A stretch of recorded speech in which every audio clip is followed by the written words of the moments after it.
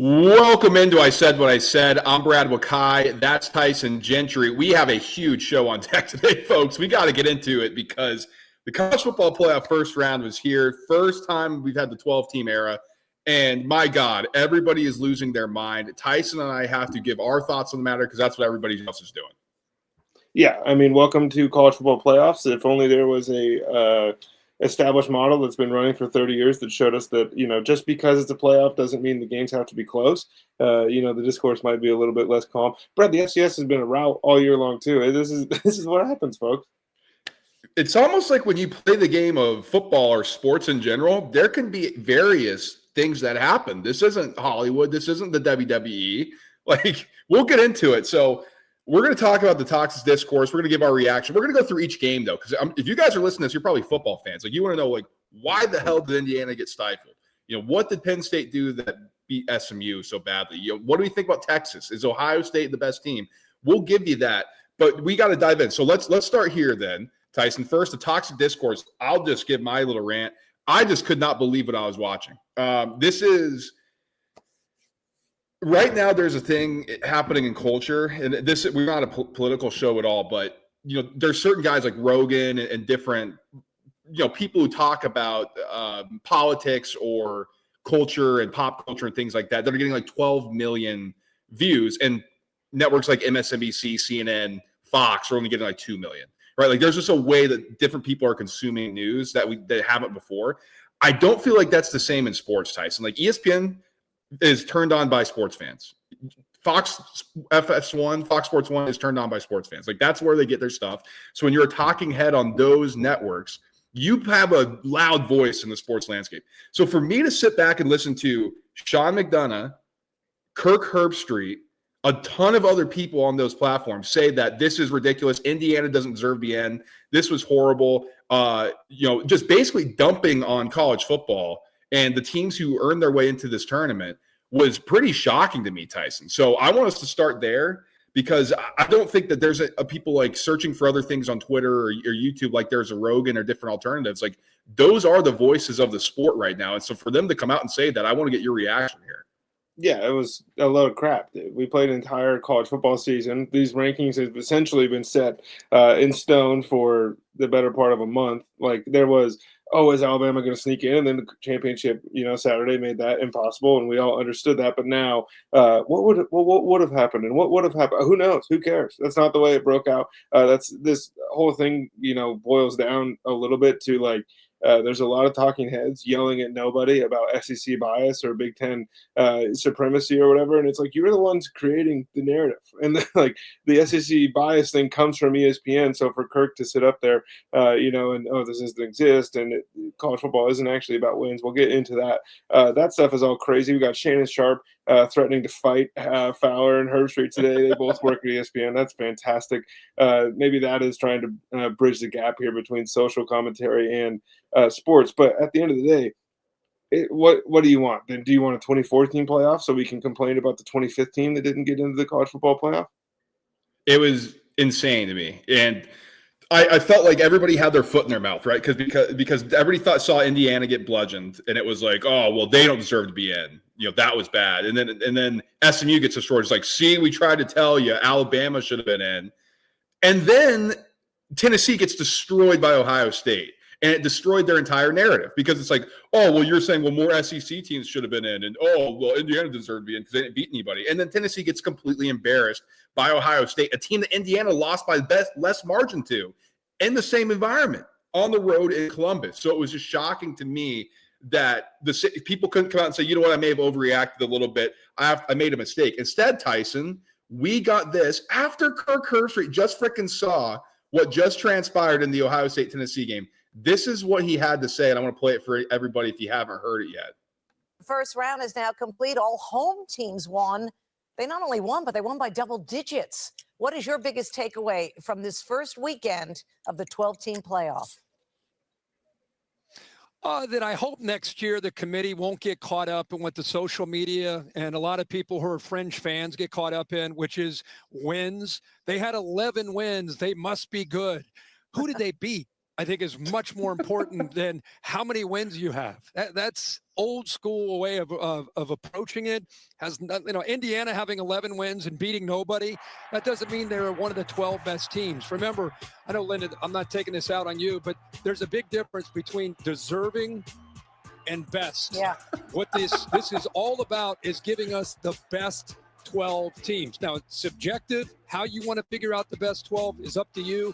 But that's what I want to see. I don't want to hear about wins. How many wins? Winning's obviously important, but just because you have 11 wins doesn't mean you're better than a team that maybe had a tougher road that had 9 wins. So okay, I'm shutting that down. Tyson, let's get back to we don't like to take shots here. That's not really what we do on this show. But what's your thing when you hear that? I mean, just completely crazy. I mean, I don't know. Just to me, when I'm listening to that, and Herb Street's coming out here and saying, "Oh, the wins don't matter." Yeah, at the same time, oh, the subjectivity. No, wins do matter, but maybe it's the losses. Like when you heard that, like what was that? I don't know what Kirk was trying to say. It feels like maybe he tripped over, like he started a sentence that was supposed to end somewhere else, and then he just decided, like, this is where I'm going with this whole thing. Because what do you mean? First of all, if Fringe fans are the only ones that care about wins and losses, then maybe we should, have them on the college football playoff committee. And maybe, if wins don't matter, then Kirk Herbstreit is not 0-4 in bowl games at Ohio State. Maybe he actually finished, at the end of a season ranked top 10 when he was the starting quarterback at Ohio State. Shut up, dude. Like, this whole thing is genuinely ridiculous. I don't understand what his point even could have been. There, I missed most of yours there. We got a little holiday magic with the Wi-Fi here, but yeah, when I heard that, I just started laughing because has anybody turned on Ohio State or any program the way that Herbstreit seems to have? He wanted us to believe that Tennessee took over the shoe, even though we're watching the game. And that thing popped off when Jeremiah Smith scored the touchdown to make it 14-0, which, by the way, like, Ohio State scored the game-winning touchdown in the first quarter. So you missed me with Alabama should have gone in because we saw a 3-loss SEC team. And how did that go? This whole thing is a bit ridiculous. And, you need clicks. So I guess it is what it is. It's just so ridiculous. So now we're just not. Again, Indiana beat who was on their schedule. They went 11-1. They beat Michigan. That same team beat Ohio State. Like, what? Oh, they haven't played anybody. Well, what are we doing? Apples and oranges here? Because if you want to say Alabama, but they beat people. Well, losses matter too. These are the same people that said, well, I don't know if Notre Dame should be in because they lost to Northern Illinois. Like, so then losses matter there, but losses don't matter against Oklahoma. Losses don't matter against Vanderbilt or Arkansas or anybody else of these SEC teams. And Lane Kiffin's crying on Twitter, and Paul Feinbaum continues to make an ass of himself. Like, it was just all a complete clown show from these talking heads and these SEC people. And they wonder why people, whenever they get a chance to dump on the SEC, they take it, right? Like, Tennessee gets kicked at while they're down because of the other idiots in the conference. I've never seen anything like the South rallying around like the SEC. Like, we get it. You guys won championships. It's fine. But how the hell is every coach just rooting for? Like, if Ryan Day said, let's go Michigan, like Lane Kiffin said, let's go Tennessee, he's going to get fired. Are you kidding me? Like, what the hell is going on down south? And the way that ESPN is caping up for the SEC, and Tyson, I got to say, is it any coincidence that it's just because they got those rights that all of a sudden, like, oh, let's put in 17 freaking SEC teams? It's a complete joke. No, it's trash. And I've always thought the chanting SEC at national championship or NCAA basketball events is it's ridiculous. But, they went unchecked for a really long time. And now the Big Ten is huge, and they're here, and the Big Ten is really good at football. The ACC wasn't able to compete, but the SEC is dead now too. So you got to look around and look in the mirror a little bit. But I think this might have been some posturing for a year from now, because Kirk Herbstreit's the same guy 2 months ago that was talking about Indiana's the best story in college football, and you can't leave these guys out with a loss. But now that it happens, and it wasn't as bad as SMU losing, and it wasn't as bad as what Tennessee did, now it's a problem. If Notre Dame doesn't have a 98-yard touchdown to start that game, and look, there's a big if there, but that took all the sales out of Indiana, and that could have happened to anybody. Like, Tennessee would have got ran through by that same Notre Dame team. That's at least the way it looked. Yeah, it's shame on Kirk Herbstreit. Shame on all the people who are just absolutely dumping on Indiana and SMU for having good football seasons. Like, God forbid you win your games. Like, that's what remember, the reason why we went to the 12-team playoff in the first place, I want to take everybody back to just last year, is because we left out an undefeated team. They did everything they could, and then they were like, yes, they had a quarterback injury. I'll take it back even further. How many times there are teams with 2 losses, 1 loss? We're like, well, they should probably be in, and they got dumped out by the committee. This whole thing was to reward the teams who have won football games on their schedule, to reward the teams who should have an opportunity to play for a championship, but have kind of gotten kicked to the curb because we were like, we're not sure if they're good enough or not. If you want to say, oh, well, this proves that those teams aren't good enough, then you got to say the same thing about the SEC going forward, right? Because Tennessee just got bludgeoned by Ohio State. And so I don't want to hear, oh, well, Alabama would have done this, Alabama would have done that. They got freaking beat by Vanderbilt. They got destroyed by Oklahoma, who hadn't had a Power 4 conference win since freaking September.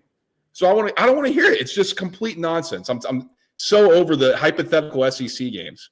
It's because the SEC is having a hard time around Texas. So it's just Georgia left, really, in most SEC schools' minds, I think. All right, let's get into some actual football stuff. We're trying to do a quick hitter. We got a little fired up. So why did Notre Dame stifle Indiana, Tyson? Because I think coming in, both you and I thought that Indiana was going to keep this close. What did you see that allowed Notre Dame to look pretty dominant? Some really awesome inside zone schemes with the run game. I think getting guards and dual blocks and everything, getting up to that second level. And it's the same thing Ohio State did to Indiana. But in these games, like especially as a road underdog in these playoffs, this thing can get out of hand quick.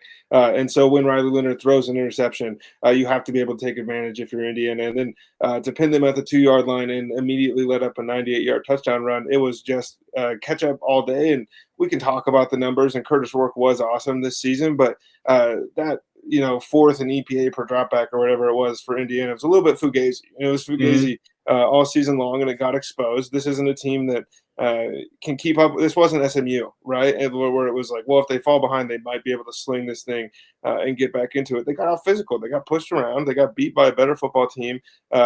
Sig wasn't great in the game, and he was a little bit conservative at times. That I thought, you got to take the governor off this thing and just put the pedal to the metal. And that was unexpected. But at the end of the day, this was the best football season Indiana's ever had, and they just ran into a buzzsaw. That happens. And I think Notre Dame just looks like a completely different team than what we saw against Northern Illinois, right? Like, we got to just take that out. And they got hot. They were on the ropes against USC, won that football game. Like, you can't – if you win games, contrary to what people believe, like, it's hard to do, especially when you're on the road, especially when you're trailing. Yeah, fringe. That's a fringe thing. So what I saw, and then we'll move in kind of game by game. We'll get out of here. The trenches were a big deal. And – Indiana did a good job of bolstering. They brought in some guys from JMU and, can play at a Power 4 level, clearly, because they're beating the Power 4 teams. But, when you're going up against Indiana, against a Notre Dame team who's got legit NFL guys in the trenches, Indiana maybe has 1 in Kamara. Notre Dame's got maybe 4 or 5 across the offensive and defensive line. And it was evident, right? Like, they're just gashing them in the run game. Running lanes are open. Jeremiah Love was hurt basically after that 98-yard touchdown run. And they were still getting it going. And there's a couple things offensively that Indiana was able to do successfully. Like, they gashed them a little bit on the run, but in the run game, the passing concepts sucked, dude. The passing concepts were bad. It was a lot of back shoulder stuff. Curtis Rourke, I thought it was just too big of a moment for him. He'd been really good for Indiana. Tyson, there's a reason why he played at the MAC for 4 years. In the MAC, like, we kind of got to remember that stuff. And it showed, that Riley Leonard was the better quarterback. I don't think that's to anybody's surprise. He's a guy who played in the ACC at a high level and went to Notre Dame, was getting NFL looks for a while. And so at the end of the day, like you said, this was a good season for Indiana. They just didn't have the athletes. The question is, can Cignetti bring them to Bloomington? Because if he can, this is going to be successful. But if not, this could be a one-off. You get your guys at JMU, and that's kind of the story here. College football needs him. I hope they get back. Penn State picks off SMU, and I'm doing a little double entendre there. It wasn't a great offensive performance from Penn State. I'll tell you. I mean, it was a little nerve-wracking. Kevin Jennings misses that wide-open throw on 4th down. That game's completely different. We're talking about Penn State maybe is a little tight. As it turns out, the defense, 2 pick sixes, a third interception. SMU just could not get it going. Now, Tyson, we weren't shocked by this in terms of the result. We didn't think SMU was going to be able to handle the noise, the stadium, and the cold weather. That was clearly evident, especially after the first drive.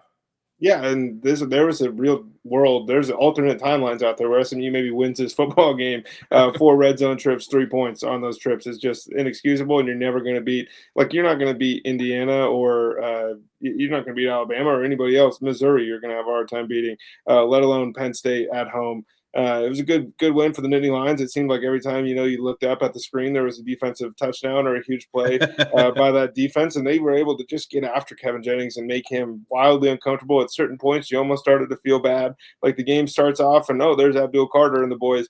They're flying around, and then the third quarter happened. They're still flying around. James Franklin's 100th win comes in the College Football Playoff, and if that's not poetic, I don't know what is. It is great. And Tyson, from an X's and O's standpoint, this was always going to be the question here is SMU, they've had a really good time in the trenches against the ACC and other opponents. They kind of boosted up. A lot of guys stayed from the AAC, and they made the leap to the ACC and performed well. We said this. It's a different beast. You're going up against Penn State. There's legit dudes. That elite run-stopping unit that everybody was talking about, well, they got bodied. Nick Singleton, Katron Allen, both over 6 yards a carry. They could have ran for 100 each if they wanted to. They kind of shut things down. On the flip side, that defensive line kicked the shit out of SMU. Yeah, Kevin Jennings was running around. It was brutal. Couldn't find anybody. When he did, they weren't open, and we saw it from the picks. And he didn't have a good game, and he threw some bad passes. But it's hard when you're running for your life. You're cold. You can't hear anything, and it's just a buzzsaw out there. And that's what we say. If you haven't watched Penn State games, I think if you're listening to the show or watching the show, you're a college football fan, you probably have. But I know a lot of people are like, oh, that place is overrated to play. I've never heard anything like it. And if that, apparently my friends were there, they're like, this is the loudest it's been in a long time. So that was something. I think that was notable for Penn State to be able to perform well on both sides of the trenches. Now, the offensive line, they gave up some pressure. So I think that's something you got to keep an eye on for going forward. But it was a good showing. I agree. Yeah, you got to, if you're going to nitpick, that'd be the thing. But it was a dominant win for the Nittany Lions. Texas cruised past Clemson, and this was the most entertaining game, which is saying a lot because they won by 2 touchdowns. Tyson, this is kind of what we expected. Texas looked just really fast, rolling the running game, and we said, maybe Clemson could perform well in that aspect. That wasn't the case, but Quinn Ewers once again just making mistakes that you can't make. So that was my takeaway from this. It's like, yeah, Texas looked good, but I still got a little some concern about Ewers. What was your takeaway here? Yeah, not a ton changed for me. I spite picked Clemson to cover the 11.5. So take this with a grain of salt. I'm not the biggest Quinn Ewers guy on the planet right now, but I thought that was not his best game, and I don't feel like anything really changed for me on how I feel about Texas. The fact that Clemson was even almost able to backdoor this number that got all the way up to 13.5 was kind of just because Texas was a little sloppy with the ball at times and maybe not taking advantage of some of the opportunities they were given. But this was like the real, if you want to be an SEC fan and talk about SEC this, SEC that, Texas's team speed was just on a different level than Clemson's, and that was the game. Yeah, it was. And I think this Clemson team, they're kind of younger, Tyson. They're going to be pretty scary going forward if Klubnik stays. I think he is going to stay. But as far as Texas, if they're going to play like this, though, if they're going to be able to control the ground game, be able to pass the ball down the field to take shots, that bodes well for them going forward. Now, I want to see them do it against I think this was a good test for them, but Clemson in this iteration of itself is not a championship caliber team. But I thought that was a good start for Texas. Now, I don't think they're going to get challenged by Arizona State, so they may, and we'll preview this going forward, but they may not get challenged until they really need to. And like you said, the Ewers thing, we still have questions about.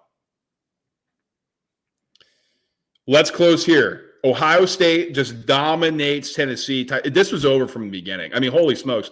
Ohio State was flying around. They heard the noise like, oh, Ryan Day's going to get fired if they lose. I said it. That's what it felt like. And they came out like a bat out of hell, just kicked Tennessee in the teeth. And only Nico Iamaleava was ready for this one, it looked like. Just the offense was gross. The defense was lost. I thought Josh Heupel, this was a badly coached game from every perspective. I think the hypo conversation might be warranted. We can do that in the offseason, but it kind of feels like maybe, unless Nico takes a massive jump, which he's perfectly capable of, this feels like maybe the ceiling. Maybe next year the offense is great and the defense stinks. 2 weeks ago, we sat here and you and I were both I was kicking around the idea of Tennessee to win the game, and you were kind of on it with me a little bit. And then as the game got closer, we both decided to go with the spread here in Tennessee to keep this thing close. And then by kickoff, man, I just was sick to my stomach that I played that bet. It just kind of felt like this was coming. This was impressive. We said that Chip Kelly needs to be better than he was against Michigan. Well, Brad, he was better. Jeremiah Smith is the man. And so to get the ball in his hands, like Buka, they're running the ball however they want to. This was that's the team that played Oregon, right? This is the team that closed the season against Michigan. That's the version of Ohio State everyone needs to be worried about, because this was an ass whooping. And the last thing on this game, I didn't know how tough Nico was. And so a little kudos to him. He got his brains beat out in this one, and he just kept getting up and playing ball. Yeah, good looking cat, guy from California. You're thinking pretty boy. Man, dude, go into that weather and get smoked by those guys who were headhunting. It was impressive. I gained a ton of respect for Nico, and we like Nico. And I know a lot of people are taking shots at him like, oh, this is their 5-star guy. The kid's a freaking freshman. Can we just relax? It's just insane, this discourse. Nico can't lose in the college football playoff, but DJ Legway closes the season like a bandit, and all of a sudden he's the one, right? It's funny how that works, Tyson. So, okay, let's give our final thoughts on this, and let's get out of here. I think clearly in the CFP, home field advantage is going to matter going forward. We got to keep that in mind. Now, and we're doing, if you're not with us for our gambling stuff here, I'd say projected spreads. I have a list of projected home field advantage for these teams. And if you are an NFL guy, it's 1.5. That's not the case in college football. You're going to get up to 5.25, 5.5. And I think you could ratchet everything up to 6. When you were looking at some of those lines, it was like, why the hell is this a 7-point spread?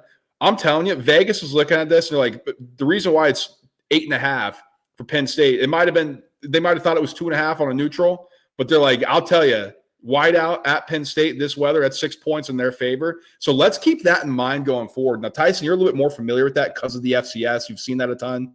But I think people were shocked just to see it play out this way because, in the regular season, sometimes we don't think that way. Oh, it's the playoffs. These are the best teams. Home field advantage freaking matters, and especially in college. And if that's what we're going to get, unless the format changes, we could be seeing a few more of these results. And it happens, yearly in the FCS to the point where your Boise States next week and your Arizona States, they're the worst team going into this matchup, but they got the home crowd rocking behind them, and that's a huge boost. These things are massive. This is something to keep in mind going forward for sure. But Brad, at the end of the day, the favorites cleaned house, and that was if you took the CFP bluster away from this thing and these games were played in week 9, those would have been the spreads. Yeah, exactly. So, all right, let's get out of here. We want to do a reaction show. Like, subscribe, and share. I won't do it too long here. You know how to find us. We got a ton of content for you coming out in the holiday week. We'll be back with our huge bowl preview. We're doing this whole cycle. This is the time that you want to stay connected because we're going to preview a bunch of stuff, what we know right now, try to get ahead on some lines, all of that good stuff. We got you covered there. Then our classic NFL episode, and then we'll be back later in the week giving out a quick little NFL hitter. And so stay tuned. We got a ton of stuff coming out for you, and we'll talk to you guys soon. Peace.